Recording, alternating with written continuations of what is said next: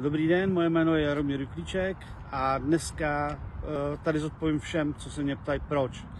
První proč je proč síťový marketing, druhý proč je proč Greenway Global. Tak to první proč je to, že já jsem kdysi podnikal, stálo mě to spoustu peněz, které se mi nikdy nevrátily a nebyl důvod v tom pokračovat.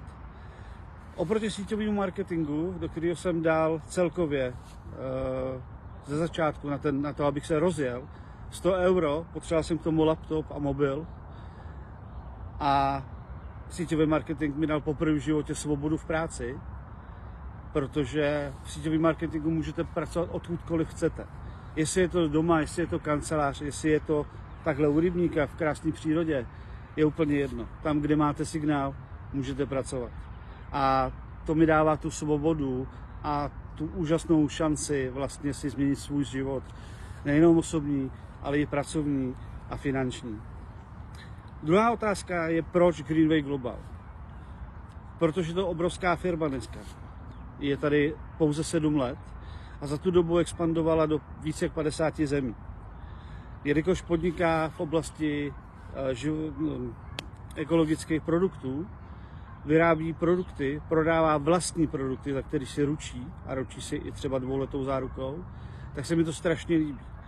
Navíc lidi, kteří pracují pro Greenway Global, ty vaši jakoby fiktivní nadřízení, vás nikdy nenechají bez odpovědi. Ať máte jakoukoliv otázku, vždycky vám rádi poradí.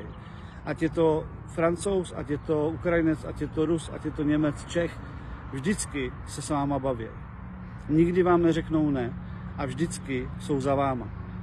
Proto Greenway Global.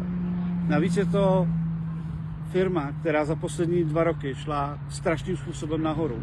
Oproti třeba jiným síťovým marketingům, který mají buď to tu křivku už jenom rovnou, anebo jdou dolů.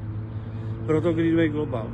Pomáhají lidem v osobním životě, pomáhají v pracovním životě a mají věci, které pomáhají lidem i v praxi.